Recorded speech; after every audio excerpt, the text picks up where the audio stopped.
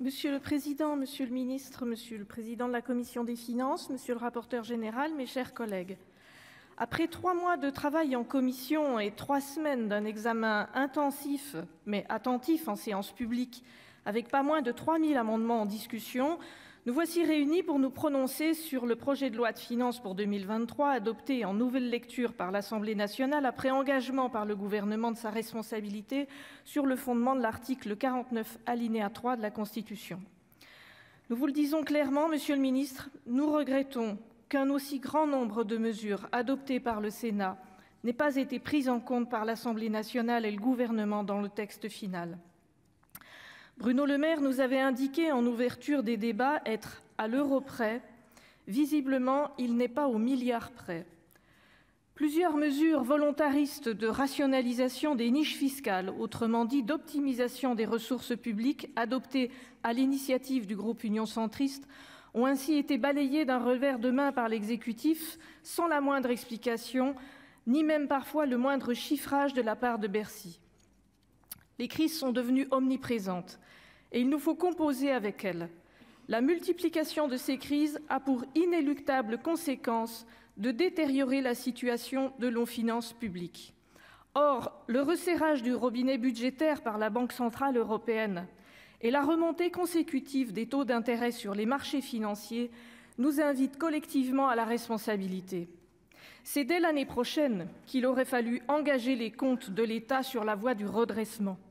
Plusieurs amendements de notre groupe, qui une fois de plus aura eu le sens de ses responsabilités, y auraient contribué. Nous l'avons dit à l'issue de la première partie et nous vous le redisons aujourd'hui, nous regrettons de ne pas être parvenus à élargir la contribution exceptionnelle de solidarité à l'ensemble des secteurs d'activité économique au-delà du seul secteur de l'énergie.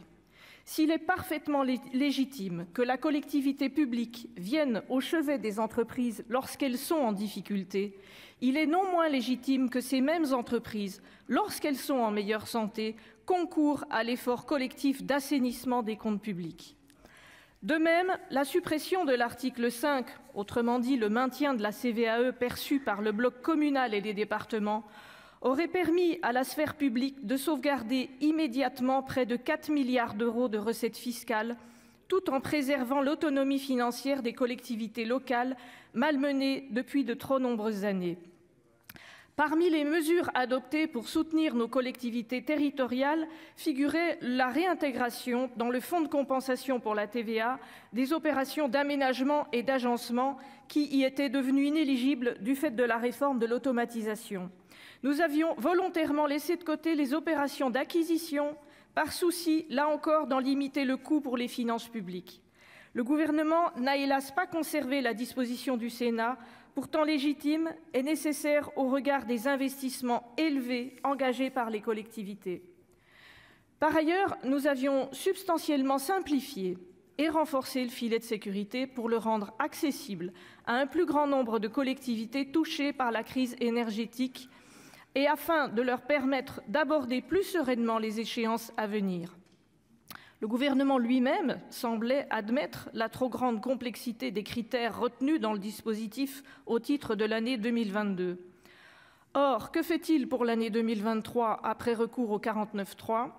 Il réintroduit ces mêmes critères au détriment de l'intelligibilité du mécanisme et donc en fin de compte des élus locaux. Malgré ces griefs, nous tenons, Monsieur le Ministre, à vous remercier pour nos échanges toujours positifs et constructifs tout au long des débats, ainsi que pour votre disponibilité et vos positions argumentées. Nous sommes en revanche nombreux à déplorer l'absence répétée, réserve faite de l'ouverture de la discussion générale initiale, du ministre de l'Économie et des Finances sur des sujets aussi cruciaux pour l'avenir du pays. Nous pensions que la configuration politique actuelle pouvait contribuer, à ses yeux, à la revalorisation du rôle du Sénat. Sans surprise, la commission mixte paritaire qui s'est réunie le 6 décembre dernier n'a pu aboutir favorablement. Comme l'a rappelé le rapporteur général, un trop grand nombre d'articles restaient en discussion. Compte tenu non seulement de l'échec de la CMP, mais également des délais prévus par la Constitution qui rendent impossible l'examen complet du texte en nouvelle lecture, le groupe Union centriste adoptera quasi unanimement la motion tendant à opposer la question préalable. Je vous remercie. Merci, chers collègues. La discussion générale est